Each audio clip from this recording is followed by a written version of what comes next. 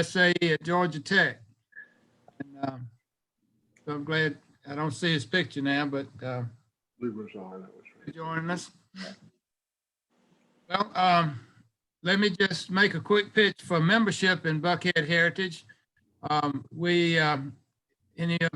Any watching tonight that aren't members, we would love to invite you to join. We have various levels of membership from $50 on up, and you just choose whatever levels comfortable for you. And I think the best thing to do is check out our website. You can Google Buckhead Heritage and directs you to our website, and has a lot of good information about what we do and the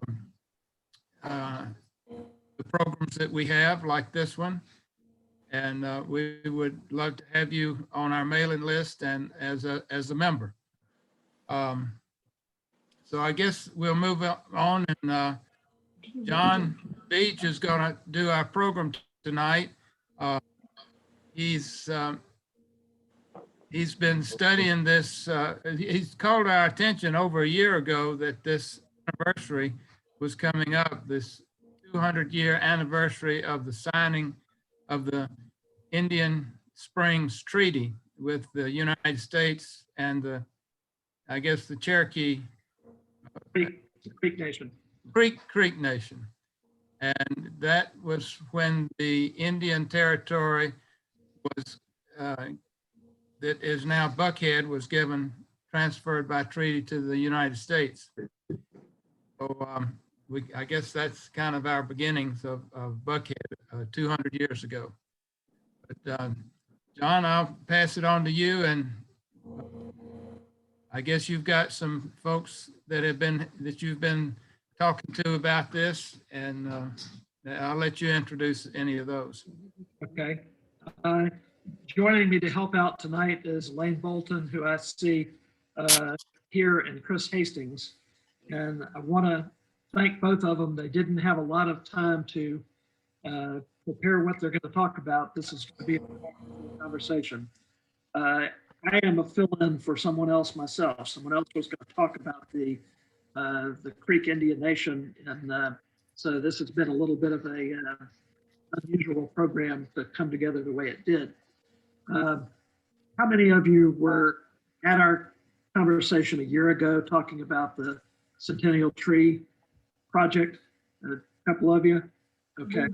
I'm going to skip over some of the material that I talked about last year, starting this project.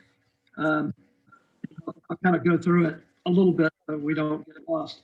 The combination of the and I don't want to call it a celebration, but the Indian Treaty Bicentennial, which is actually tomorrow, 200 years for the Buckhead area becoming part of the United States, the transfer from the Creek Nation, ties into our Sentinel Tree project, and it'll make sense to everyone after we go through this project, talking about this treaty 200 years ago and how Buckhead today tie together.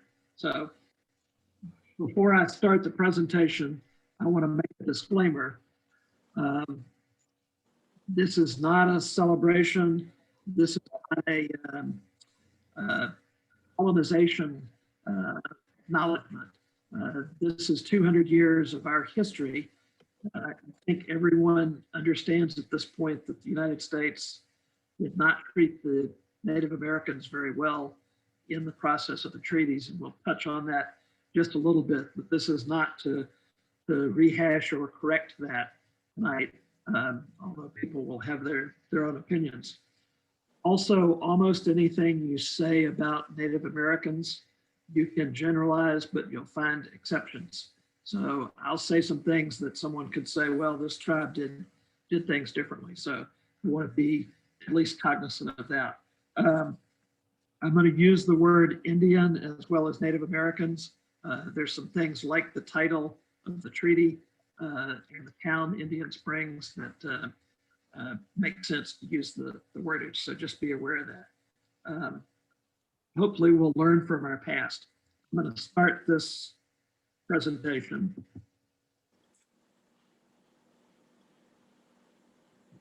Wish you could mute us.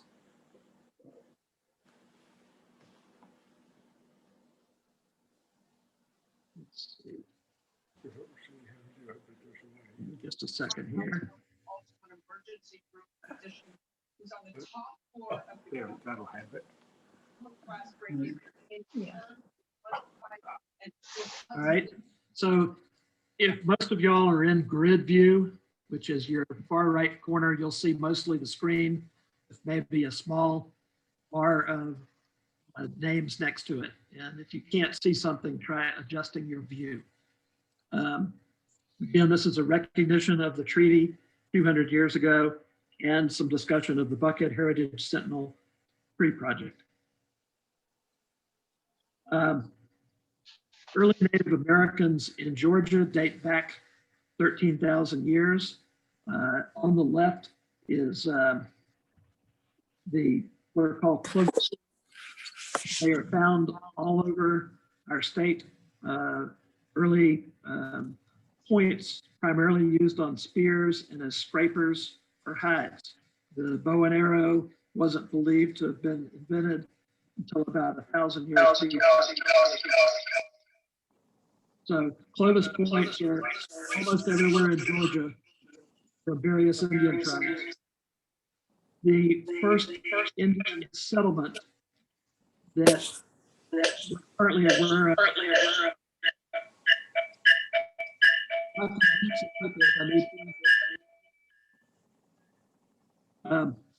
The first Indian settlement is actually on an island in the Savannah River, about 8 miles north. Is your finger on? Okay.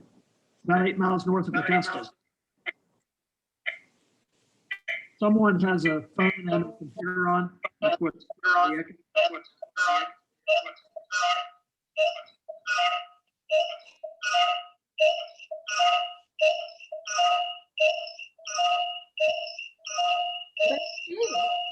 Jane.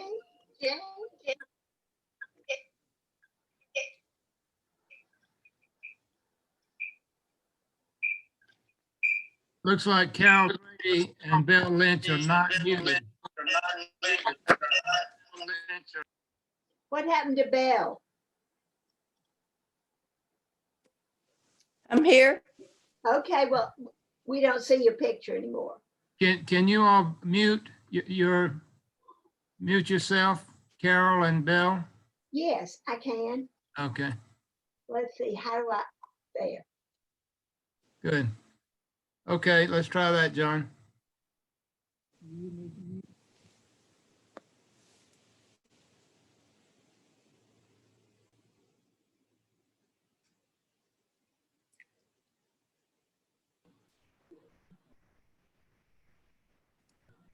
John, looks like you're muted.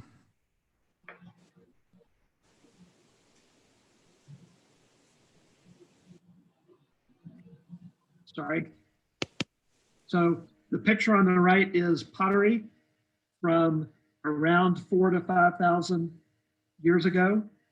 It is the oldest pottery in the United States. Comes from the Stallings Island between Georgia and South Carolina in the Savannah River, close to Augusta. And no pottery older than what's here in Georgia has been located over the years. Georgia had lots of diverse Indian tribes, mountains, 2 coastal plains in the Piedmont area, so a lot of variety. Most of the tribes had villages and were farming by 1000 BC.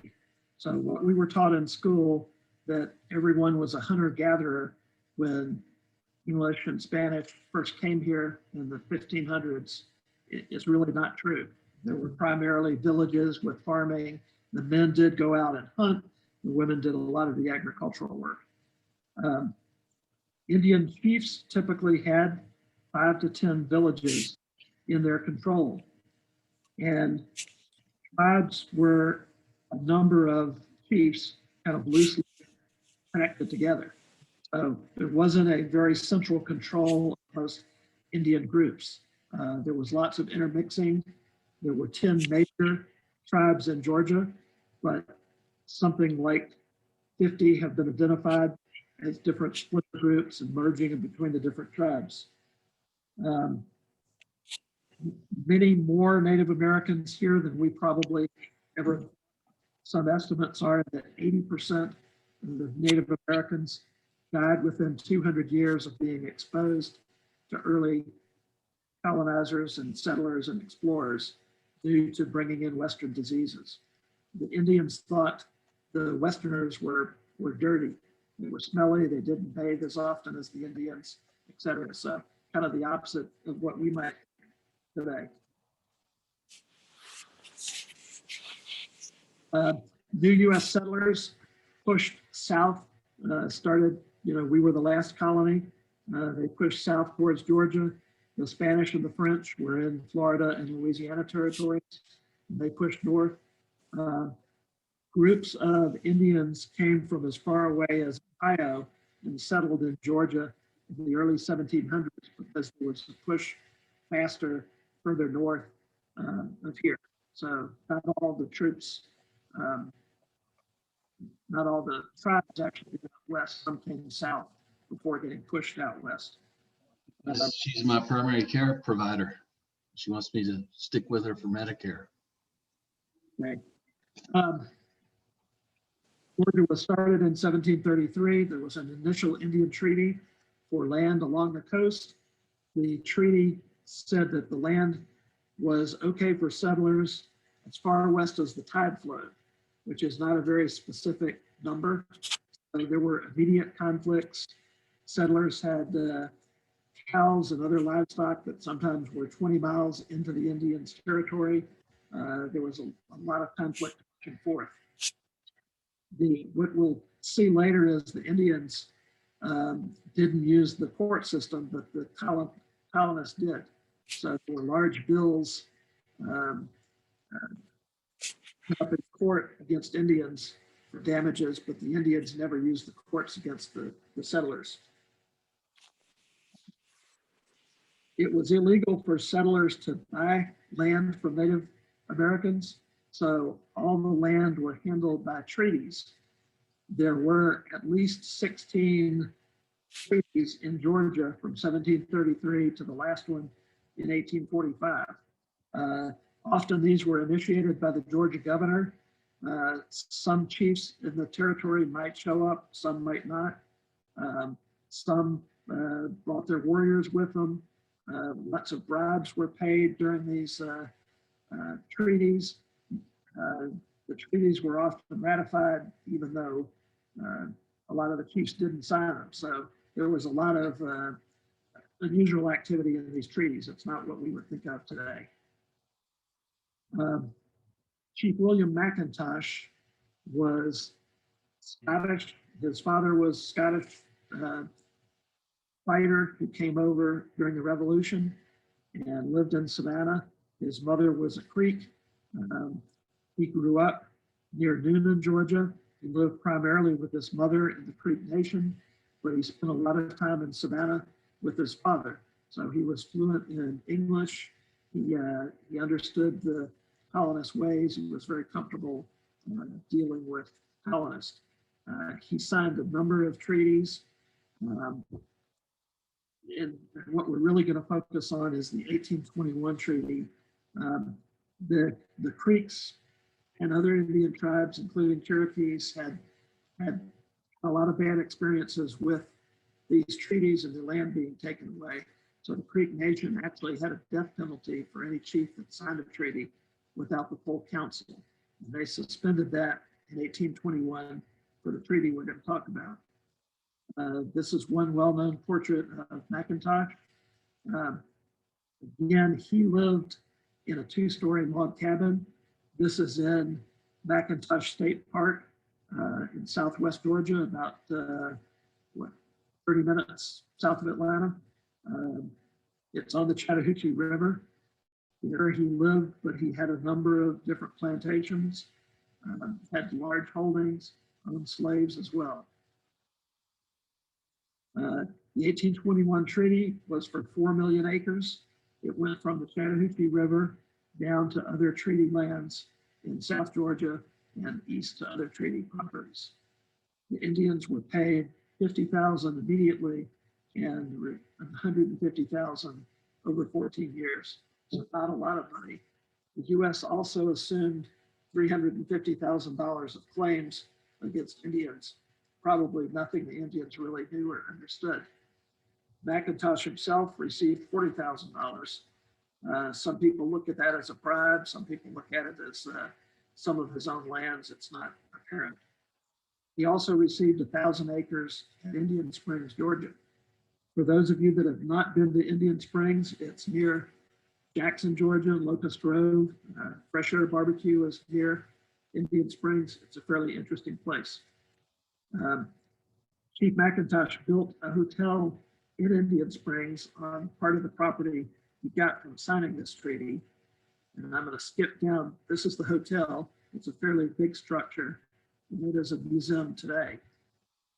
The treaty covered these 4 million acres, and you can see at the top of this yellow area, the Chattahoochee River, Decatur, with Buckhead up near the top of that area, right along the river.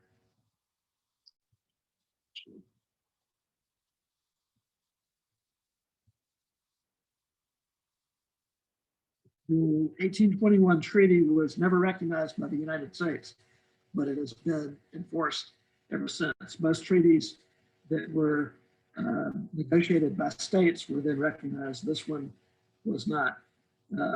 McIntosh had helped create the Creek Council, which helped sign the treaty. A number of chiefs did sign it. The museum in his hotel is on the National Register.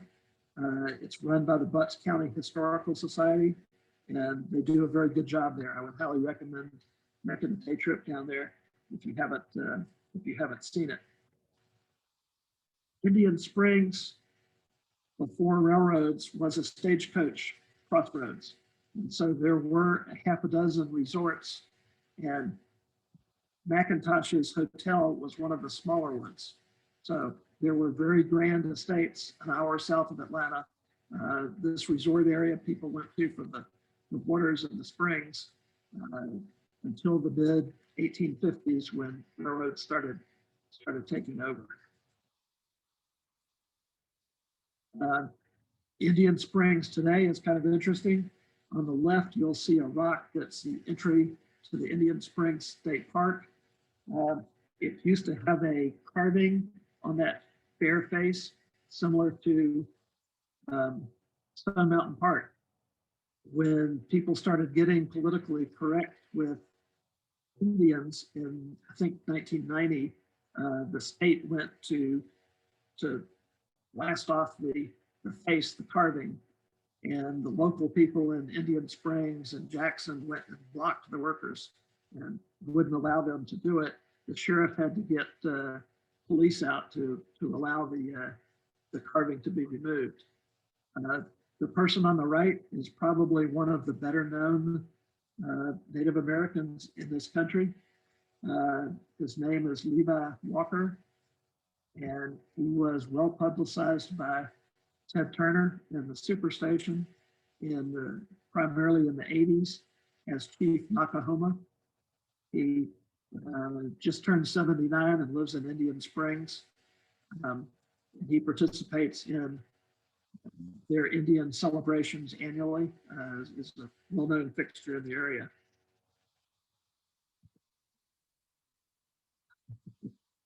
Um, 4 years after the 1821 treaty, Chief McIntosh negotiated another treaty in Indian Springs called the Second Treaty of Indian Springs. It was signed by his cousin, Governor George Troup, and taken to Washington where it was ratified. 3 months after signing, Chief McIntosh was killed at his home. It was said to be an execution by the Creek Nation, or at least some very dissatisfied Indians that did not think land should be given away of the Chattahoochee River. Indians were trying to maintain the line for the Creek Nation from the Chattahoochee north, and it clearly didn't work. A lot of people say no matter what, it wouldn't have worked because we later found gold in North Georgia, and nobody cared whose land it was at that point. There was a huge gold rush in a lot of the area. And there are some people who claim he didn't actually sign the treaty, but it's really not known at this point. I think he was involved in negotiating it. So what happened when the treaty was signed? Georgia sent in a team of surveyors. The treaty was signed in January.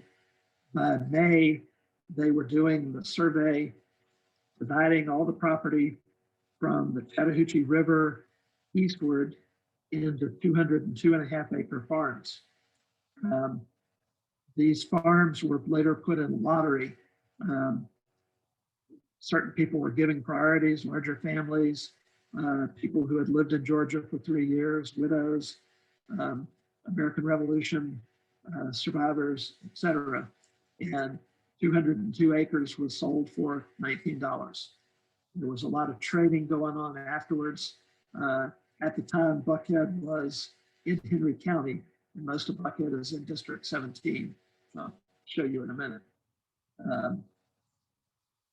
Land south of the Chattahoochee was immediately transferred, but that didn't mean the Indians got up and moved. And included in your land lots were any structures or farms or other things that settlers found. So lots of Indians had developed properties they had to leave and didn't get recompensated for. This is what the survey map looked like. You'll see the Chattahoochee River on the left, and about the middle of that map, you'll see Peachtree Creek coming across, going towards the right edge of this, which is the DeKalb County property line. So that's DeKalb County, and if you think about it, Peachtree and Brookhaven near Lynbrook would be the right border of Bolton County, Atlanta, getting that line.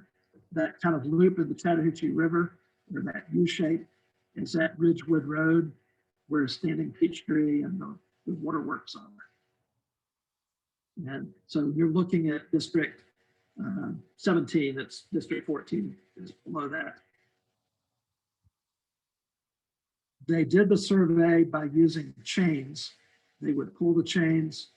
And one of the things they did was mark trees that the chains hit as they laid out the square lines. And so when we look back at that survey, all that writing on this map is actually tree names along those squares. And so if you look at it more closely, you'll see that the writing says things like bee oak, sea oak, hick, willow, pine. Those are tree names. There are also a few Indian trails in that area.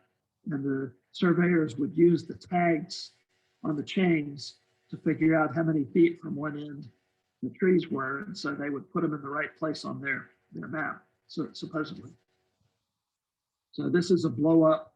You can see Peachtree Creek below there. And you can see where right in the middle, they've written pine, right above that beech gum, different trees.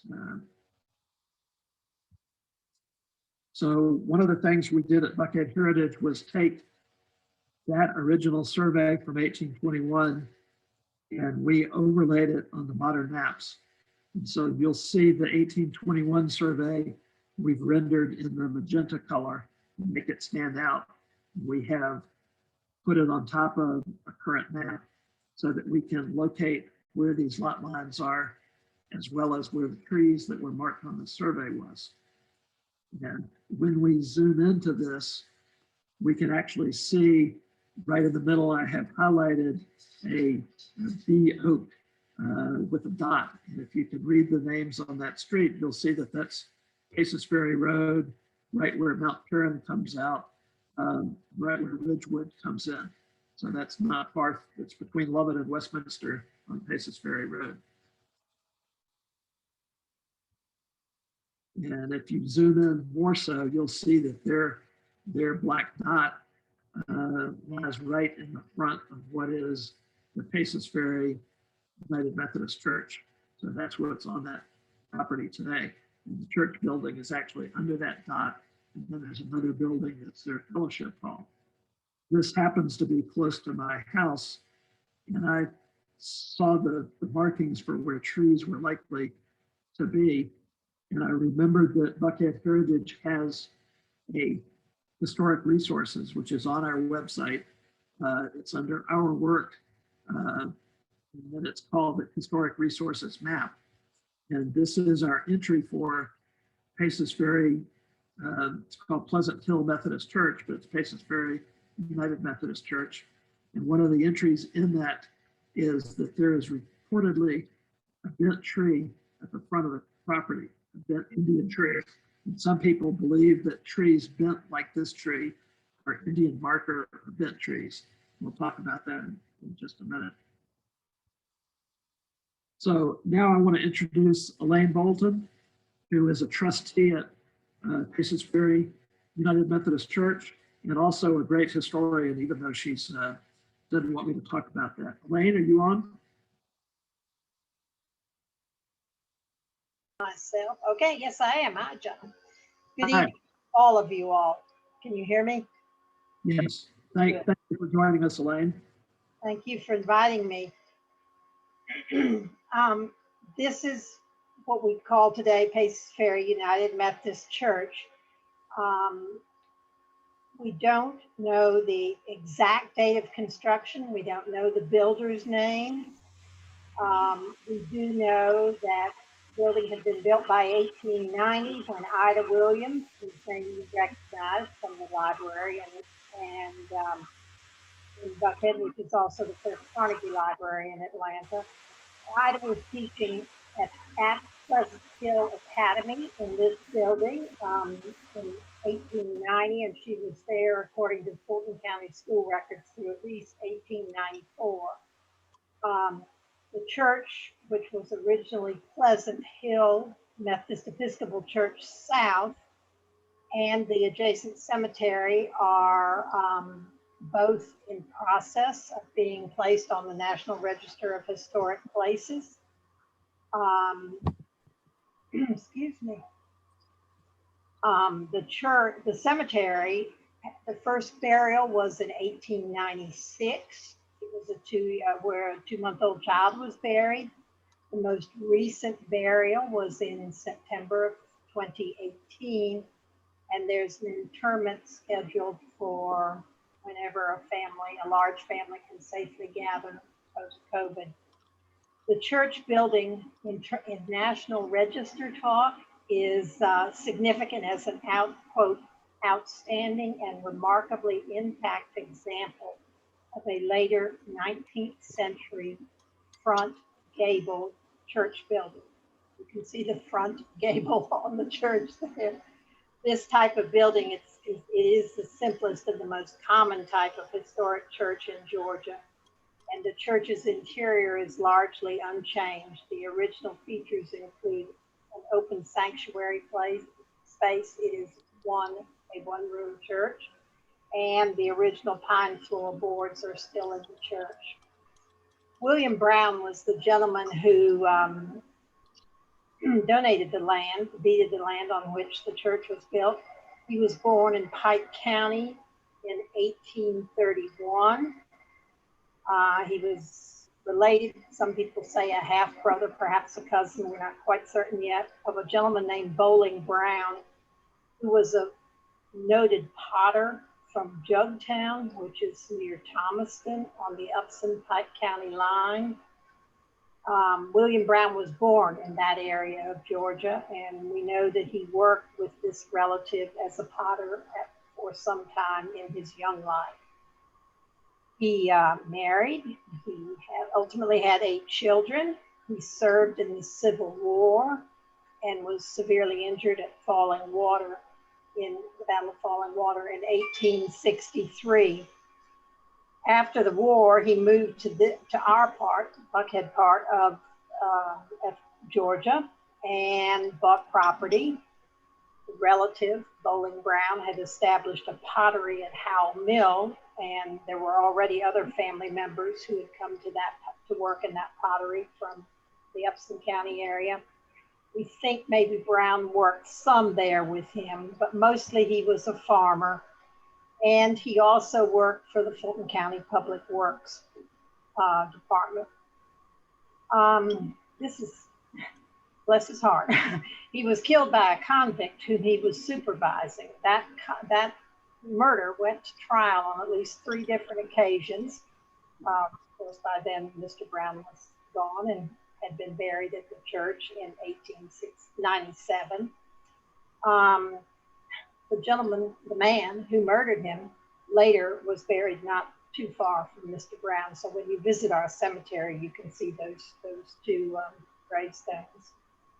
On the National Register nomination for the cemetery, its significance, its primary significance, is that there's a diverse collection of funeral art. And you all at Buckhead Heritage know New South Associates. They're the people who did your survey for New Hope AME Cemetery. And New South finished our survey in early March of this year. And John, if you could back up just a minute, please, to the gravestone. This is Mr. Brown, the gentleman who deeded the property. And this is his gravestone. And as an example of funeral art, you see clasped hands. And if you look closely, the left hand has the sleeve has a ruffle on it. And the right hand, the sleeve is a very plain cup, wristband. That indicates a man, and so that's how we know that in this use of clasped hands, it's indicating matrimony. Now his wife's not buried; she's buried adjacent to him, but she's not, buried literally with him. There's a wreath in the picture there. That Wreaths Across America wreath. Wreaths Across America is an international organization and based in Maine, operates internationally. And the 3rd Saturday of each December across America and in cemeteries, American cemeteries in military sites abroad, this same service is held, which we hold at Paces Ferry. The wreaths are put on the graves of every single veteran in a cemetery. So you've maybe at Christmas time seen those absolutely incredible pictures on the night news of Arlington National Cemetery with all those white tombstones and wreaths as far as the eye can see. That's this exact same program. We have 10 veterans buried at Pleasant Hill Cemetery, including 3 Confederate and veterans of World War I and World War II. So I'm thinking positive. I'm thinking post-COVID. I'd like to invite you to join us this coming December 18th at noon at the cemetery at Pleasant Hills to celebrate Wreaths Across America with us. We're also scheduled to be a participant in the 2020 Phoenix Flies program, and that's run by the Atlanta Preservation Center, and I imagine many of you all have visited a number of their offerings through the years. We're hoping it's going to work this year. Last year, they had to close down for COVID, but this year, again, something to mark on your calendars and think positively. Saturdays, March 6th and 20th from 10 to 2. That'll be an opportunity to come and visit the church, explore it in depth, explore the cemetery area, enjoy piano music by our church music director, and learn a little bit more about this very unusual for this area of the city church, who welcome you with open arms. Thank you. Elaine, let me ask you a couple of questions. Absolutely, back away. This map, the map here shows William Brown on 3 different land lots. We had several hundred acres of farmland according to this map. So the names of the owners in the areas of land lot, each of these land lots is the 202.5 acre squares that the survey developed. This is a little later, 1893. Would you tell me that you have found Judge Clark Howell and Freddie Pace, the owners of the property, some of the property that Brown bought? Brown bought property from C.A. Howell, whom you have underlined Right. rather in a couple of places. It is my understanding that Mr. Howell bought, acquired, willed, I don't know how he acquired his land from Pace and Howell. Okay. That the other Howell was a relative, but I don't know the exact lineage there. Right. I want to point out to people watching that know old Buckhead families. On the far right of this, you'll see at the top S.K. Pace. That was Solomon Pace, Hardy Pace's son. The next one down is not underlined, but that's also Pace. There are Popes in here. There are Boldens, several Howells. Rollator is one of the entries right in the middle near the bottom. The Toomlins, the Browns, the English. So a lot of these are old Buckhead families that have been around in this area for many generations. I know at least two Buckhead Heritage members whose names are reflected in this map. So it's interesting to see the history coming through. Anything else you want to? There was a rollator. This is the survey of the cemetery, which New South completed this year. They located 19 previously unidentified grave sites, and that brings the total in the cemetery to 181 identified sites now. As I say, 19 of them, we don't know who the people are, and we've not had that kind of extensive work done to, to make any, don't plan to make any further determination. The gentlemen at New South do not believe that there are any Civil War veterans buried here. There, depending on who you talk to, there are even written information that indicates that people think there are, but if you read all of the marked gravestones, which is about 160, most of the people weren't even born, excuse me, until after the Civil War.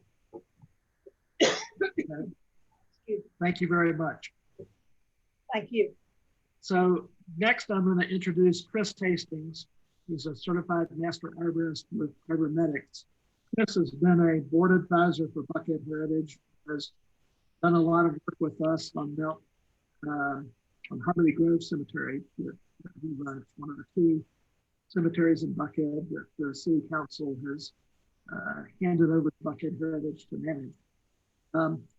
I will tell you that a couple of years ago, when I started looking at this survey on 1821, wondering if any of the trees listed might still exist, I said, Chris, are there 300-year-old trees in the Atlanta area?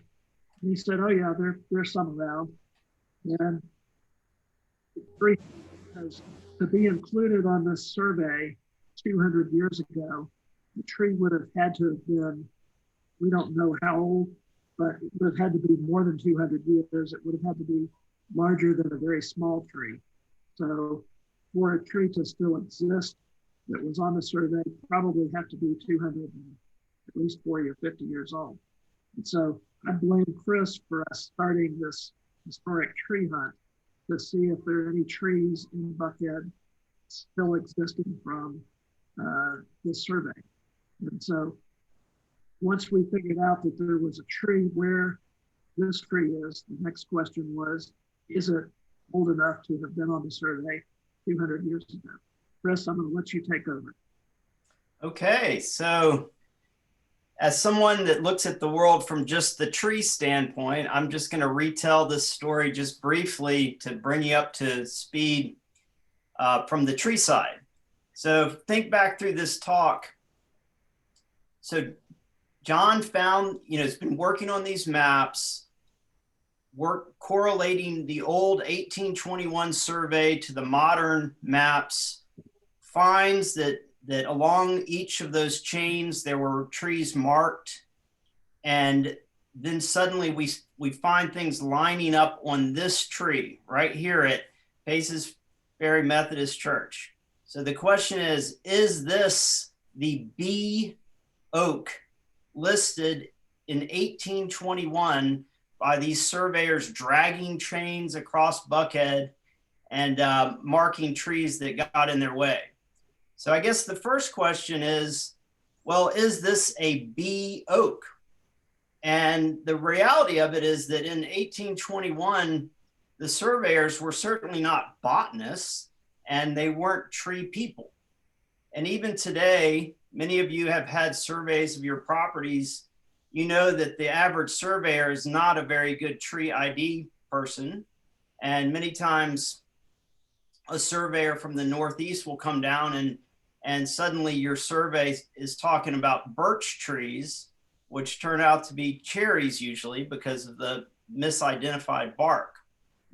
So in this case, my best guess is that the reason that there were so many B oaks is that there is an oak more common to the north of us called a bur oak. And a bur oak is in the white oak family. It's Quercus macrocarpa.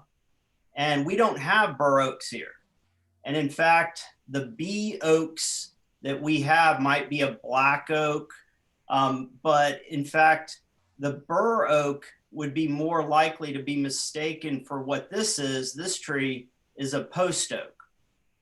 So we decided that we weren't going to stop there due to misidentification in 1821 by a surveyor who wasn't a botanist.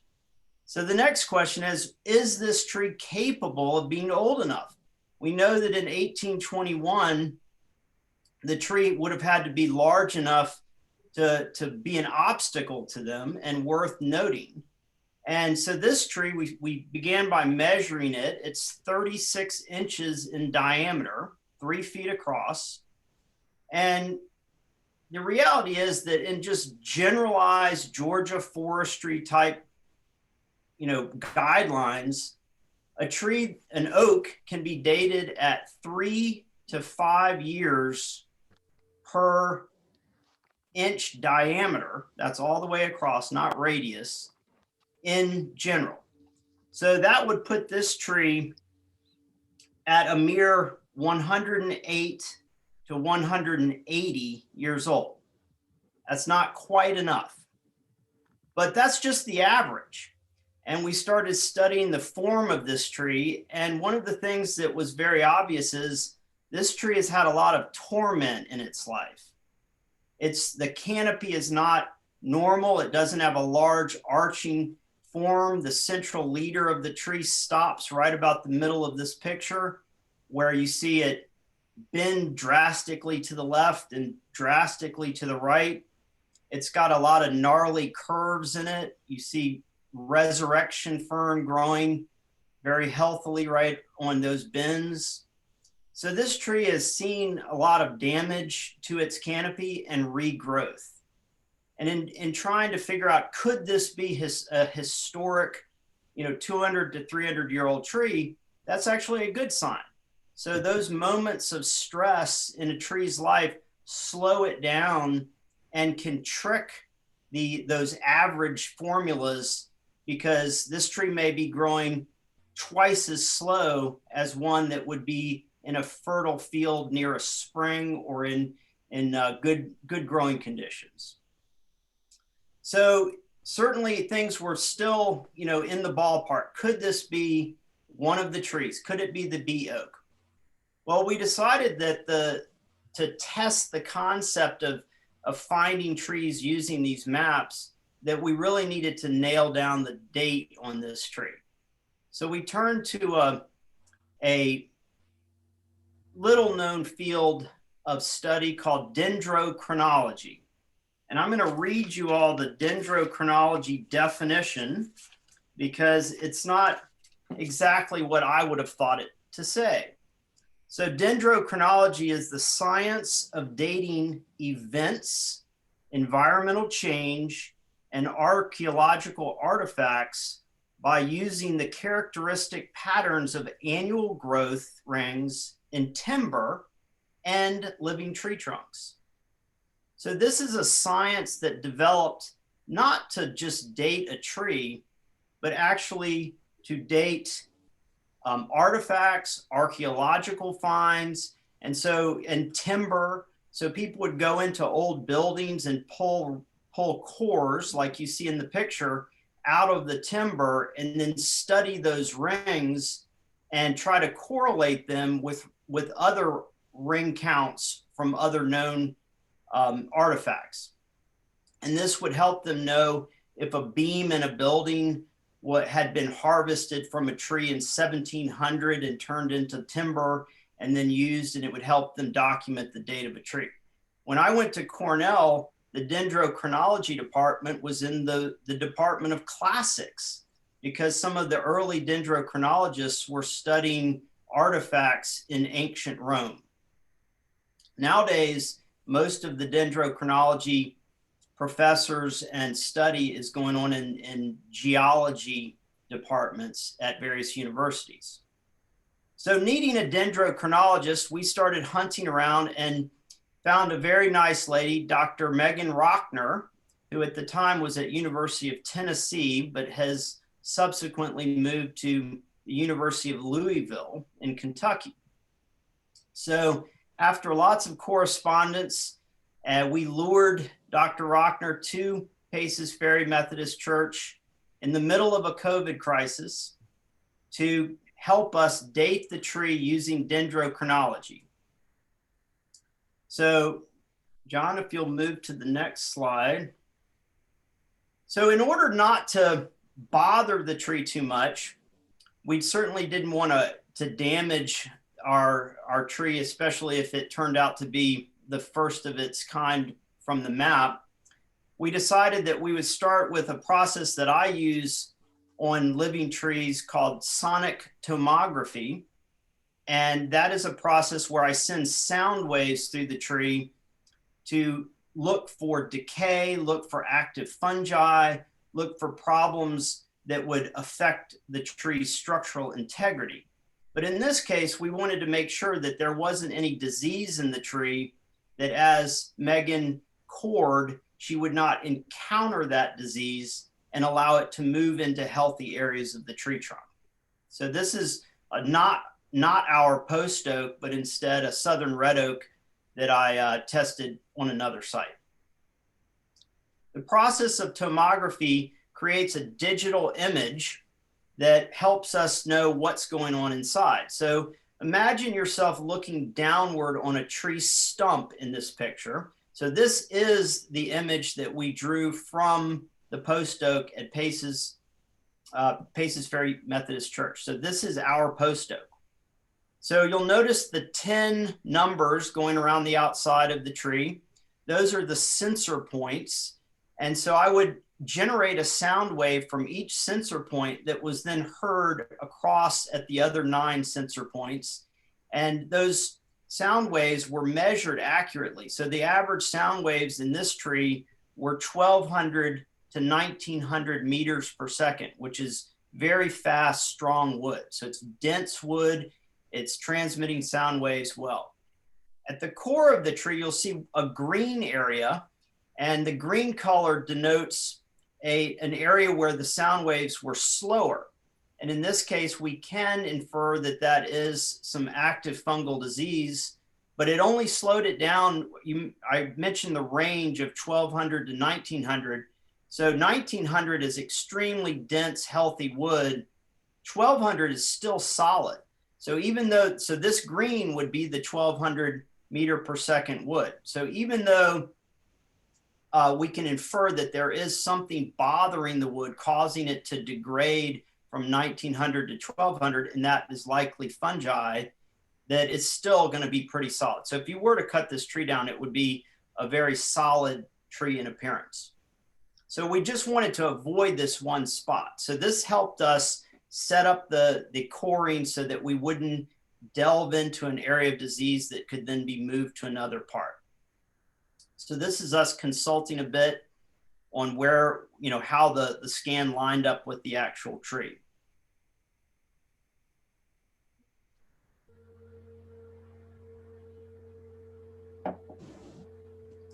So Megan pulled the plug out, the core, and John, do we have a picture of her doing that actual work? Okay. This is,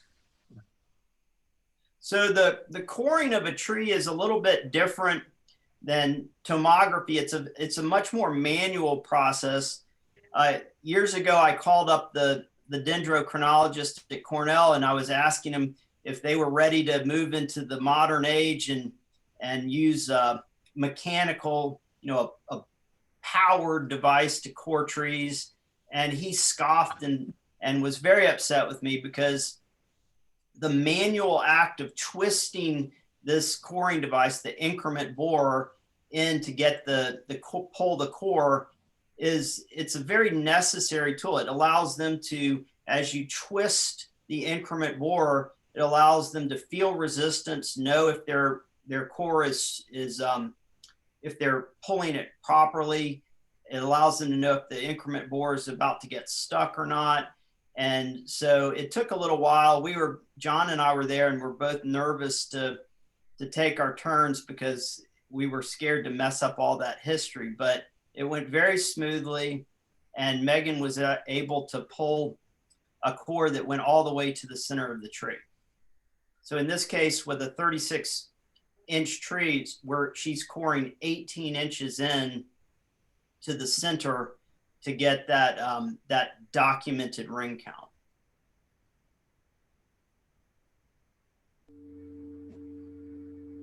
So here's Megan taking a look at initially. Her initial thoughts were, yes, there are certainly moments in this core. The rings are very tight. Things were not growing extremely fast all the way through, but she kind of held her cards close to her chest and didn't give us too much idea on site. So we had to wait for her travels back to Louisville to study the core even more. try this video and see if it'll work.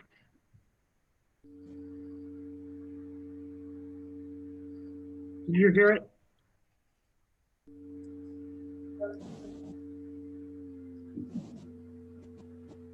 So this is Megan actually backing the increment core back out of the tree at this point.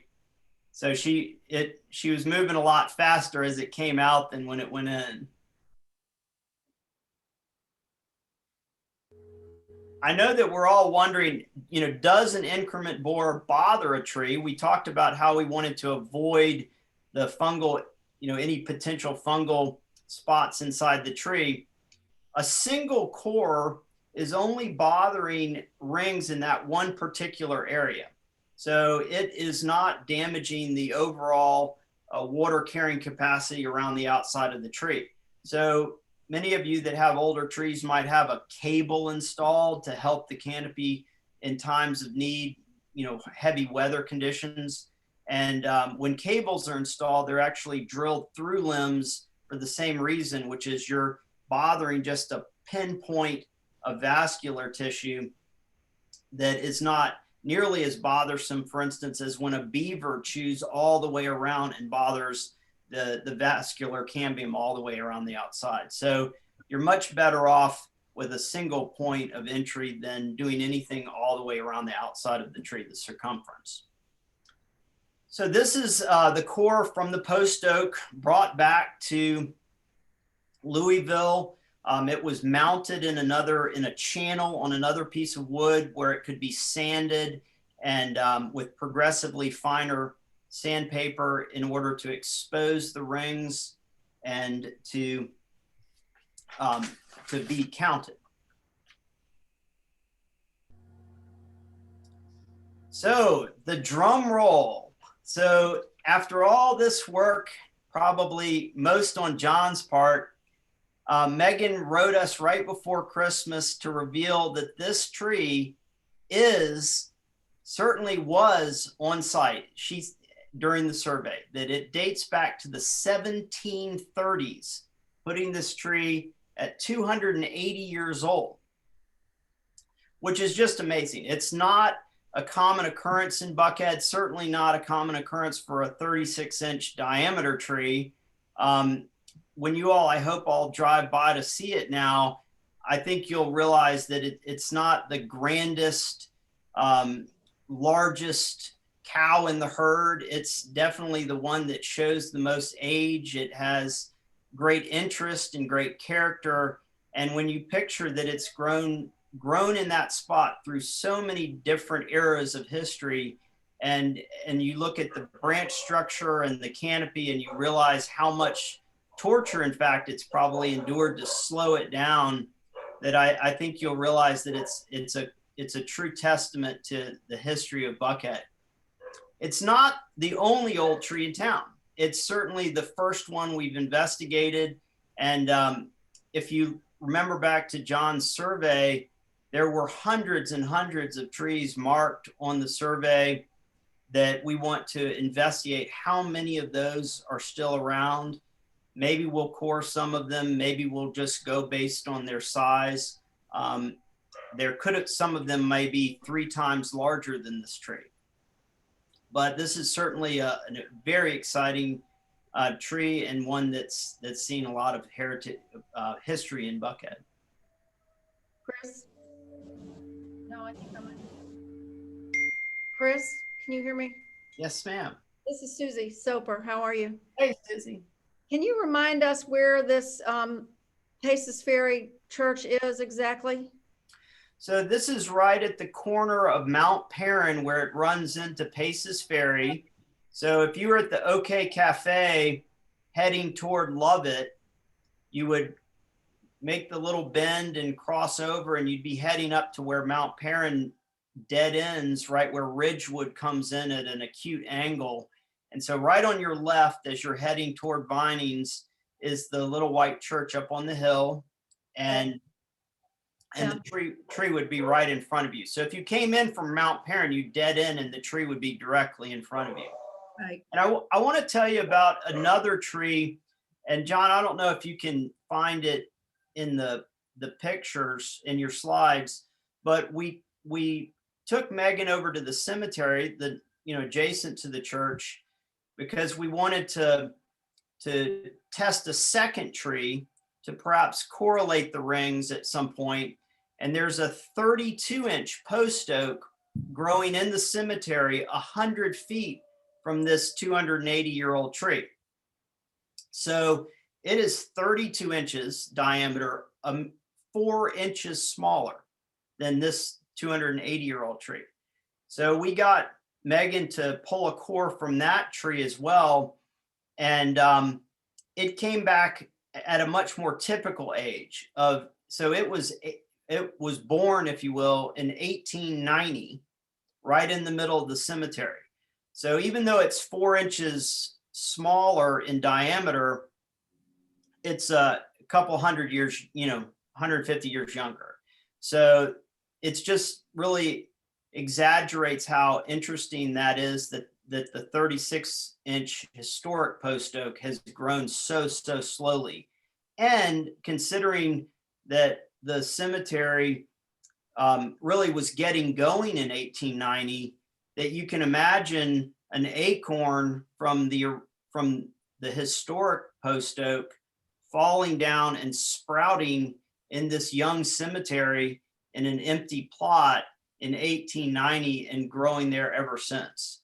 So that 130-year-old tree is now there amongst the gravestones in an empty plot that people avoided in decades after that. Chris, I want to just really thank you. You've taken such good care of that tree, and through the years, can you talk just a tiny bit about some of the things that we're doing, so it'll be there another 200 years? Well, I'll tell you, the thing that excites me about this tree, and I really do say excite, because my family says, why do you keep talking about this tree? Yeah, so I've talked a lot more about it than the average tree I run into in my daily life. But one of the things that's so fun for me as an arborist is that just imagine that you're a doctor treating patients and you never know their story. And then suddenly you find out that one of your patients is a decorated World War II veteran or has this great story to their life. And so this one has been really fun to contemplate how this church was built underneath the tree and how the Creek Indians lived on this land. And you know, one possibility of why the tree grew so slowly and has a contorted canopy might be that logging during the colonial days, they may have dropped trees that broke off its canopy. It certainly was there during the Civil War. It could have seen problems during that era, but it survived. And as you all know from the massive development of Atlanta and Buckhead in particular, you know, one of the things that bothers trees the most is construction, is trenching, is grading. And thanks to this church and thanks to this cemetery, this tree has been on sacred ground since the late 1800s, and that's really helped it get through the last 130 years. But it was a survivor before then. So in the future, what we hope to do is to help the congregation understand. I mean, they've had picnics under the tree. They've parked at times under the tree. And certainly we don't want to stop the community that's enjoying the atmosphere of the church, but we do want to make sure that the root system is protected, that people are not getting too close, that they might back into the tree if if somebody's having trouble getting out of the parking lot.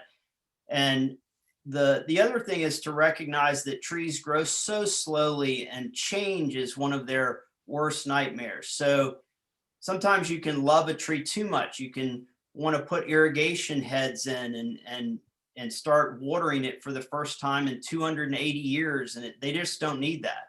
So we're taking very careful steps. There is a project going on right now to add some lights to the church in general, to the front sign and to this tree. So there's been a careful review of that. Doug Oliver, who many of you know, Doug Oliver Landscape Lighting, who's one of the most sensitive lighting contractors, is taking care of that project. And so I'm confident that he's doing a good job at avoiding roots. Don't repeat this, but he's burying the lines. They're low voltage, so they don't have to go too deep. And he's a little bit under code in just to help the tree. So he's, those little moments where we can think twice about our activities around a tree can certainly help them make it to these great ages of 280 and beyond. Thank you so much. I just can't tell you how grateful we are at the church for all of your care of it, and certainly invite all of you all to come by and visit, and daytime or nighttime, and see it. This is John Beach. I want to say a couple of things, and then we'll open it up for questions. This is a great story of technology in preservation, and also a whole series of preservation issues. This tree is probably still there because William Brown donated 2 acres, an acre to the church and an acre to the cemetery in 1877. Is that correct, Elaine? Yes. And so for 150 years or thereabouts, it's been protected on the site from other development. The history that this tree has seen, Mr. Sherman planned the Battle of Atlanta from Vinings in the 1860s, and the Union troops camped out the Buchy's Drive across from Lubbock on the river for several weeks, and then marched down Paces Ferry right cast this tree. There are lots of oral stories that are mostly not true. Some people said maybe the tree was damaged by cannonballs in the Civil War, but we don't have any records of battles right in that area.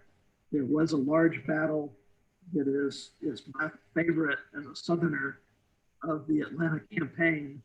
And that was when the Union troops got into that U shape of Nancy Creek on their way into Atlanta and fought against themselves for almost a whole day, not realizing that it was their other troops on the other side of the creek, that the creek did a big twist there. So one of the few high points from a Southerner's perspective of Atlanta. But also, it's great that we had this survey done and that they did mark trees back in 1821. We think back to our famous surveyors. The top two that come to mind were George Washington and Daniel Boone. And I've had a great conversation with Chris and with Stacy at the Cherokee Garden Library and the Atlanta History Center, and with Ed Dougherty about what was the educational level, what kind of books, if any, did those surveyors use to know how to identify the trees. Were they using the English names when they did a survey 200 years ago? Were they more concerned about carrying the gun and, the Indians coming after them or wild animals and stuff? So you see a lot of history in a process like this, but also using the mapping overlays, using the tomography scanning, and the dendrochronology to figure out that this exists and it's actually, we think, a very valid tree, is a wonderful marriage of old things and new. And so it's fun for us as a group to go through this. I will make one other comment. That is, when we talk about Native Americans, I've had several people say to me, this is not just something that happened 200 years ago. There are people here now, and I talked to somebody yesterday at some link who have been to Oklahoma. The people that run the McIntosh Museum and the Bucks County Historical Society have been to the Creek Nation in Oklahoma. And I just talked to someone that was on the call earlier who had been out to Oklahoma to the Cherokee Nation and had brought back fire, which the Cherokees took from Georgia to Oklahoma in the Trail of Tears. And so these are still living issues. And the Indian attitude, they didn't own the land, they didn't own the trees or the water. We're getting a little bit closer to that every day when we talk about the tree and air rights and pollution and some of those things. So maybe the Native Americans knew something about how to treat the earth that we're just now getting to. So I'll open up to questions. Anybody want to ask any of the three of us, make comments? I've got a question.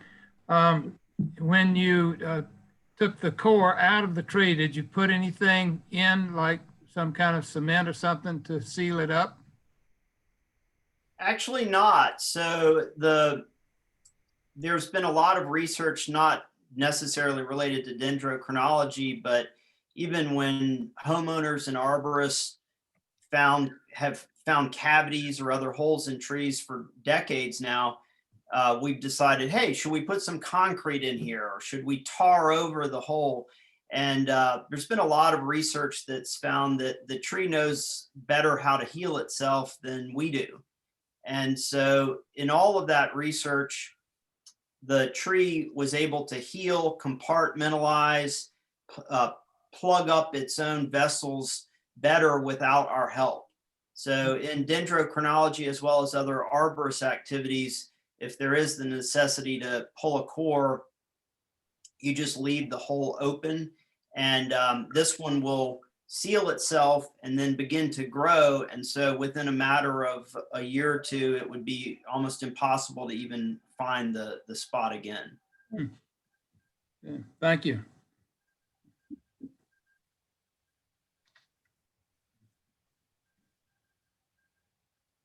So our hope when in a world where we don't have COVID is that we move this project out to lots of people, to garden clubs and schools, and have people look for the trees in the Buckhead area.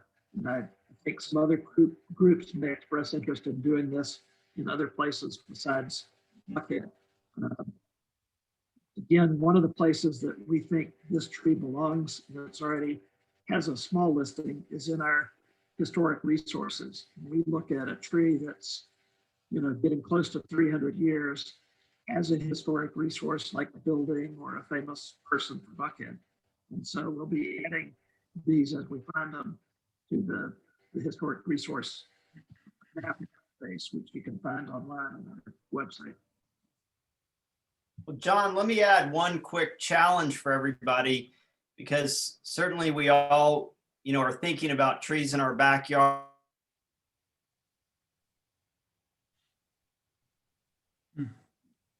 One of my jobs was to mow the lawn, and we had to go down and around a path to get to the front yard on the riding mower. And there was a redbud tree that began to lean further and further, and to the point where I could barely get the mower underneath. So finally I got so annoyed that I went and got a handsaw and went and sawed through and pushed it out of the way. It was about 8 or 10 inches in diameter. And for some reason, this was me in, high school. It's for some reason I decided to count the rings, and I was aghast to find that I had just cut down an 80 inches in diameter. So, sometimes just taking a moment to count the rings on a stump that might already be in your yard, or I know I was saddened to see 2 old trees come down in Ansley Park and Wynn Park recently, a white oak and a beech, and they came down, they uprooted, so there is no stump to count at this moment, but I'm hoping to be able to go back when the Parks Department comes to remove the trees, to just take a moment and find out how old were they, and were they there during the building of Ansley Park, or did they predate it? So these are things that you can just take a moment to do in your own yard. As you pass trees that may have been cut down, just take a look and see if they're big, fat, healthy rings of a fast growing young tree, or are they tight, narrow rings that you might want to investigate and take the time to count. And certainly if we get moving with the project, to actually go out and hunt for some of the trees that are on the map.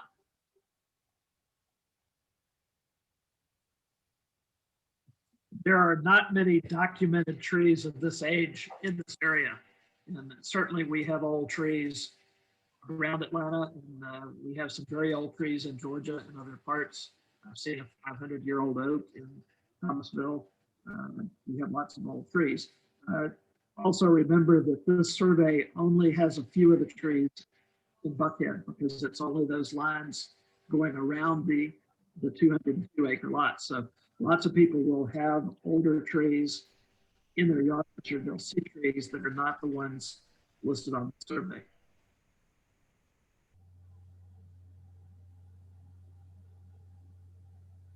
I hope y'all understand why this tree project ties into the Indian Springs Treaty of 1821 now.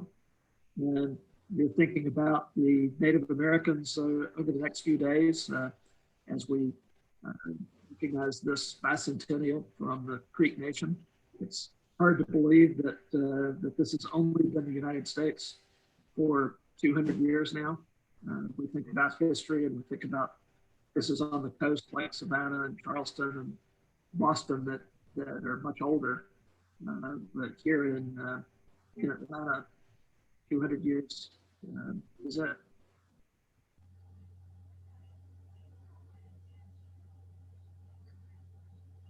Any other questions or comments? I'd like to just thank Elaine and Chris and John for this, putting this together for us tonight. It's been fascinating, and it's a great demonstration of how we can use the resources that some that Buckhead Heritage had, some others, and the science and the skills and of the people involved to make this authentication of this tree. And thank you for doing that and for the presentation tonight. It's been wonderful. If I may say just one thing in parting, this is so ironic, but I literally just got a text saying from somebody else who's on the Paces Ferry United Methodist board with me that she had driven by the church tonight and that the lights are on, that the lighting was completed apparently today. I knew it was supposed to be happening soon, but they're up and running. So y'all be careful driving down Paces Ferry, but go take a good look. 3612 Paces Ferry Road. Well, and Elaine has been involved in a group that's helping preserve the church. Buckhead Heritage has done a little bit of work on that. We helped with some history of it a number of years ago. And so, again, it's another great preservation story, is saving these old resources that we don't have a lot of anymore.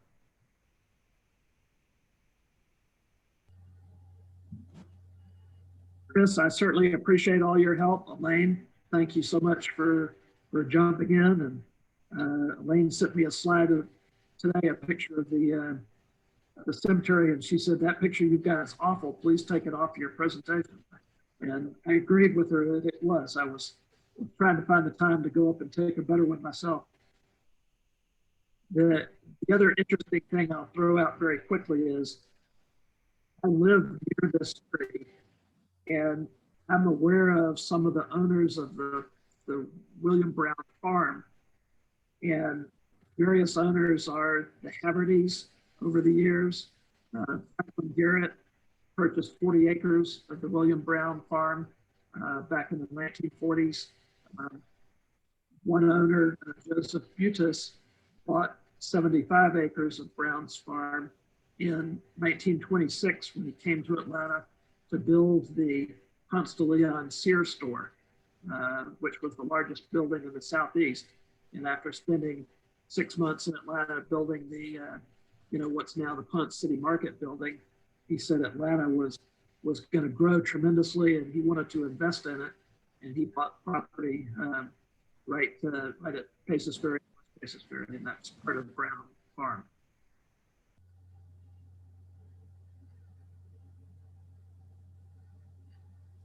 All right, if there are no other questions, I'll adjourn us. Thank everybody for joining us. Please sign up for other events. These are easy to come to and the price is right. We appreciate you joining us. All right, see ya. Thank you. Thank you.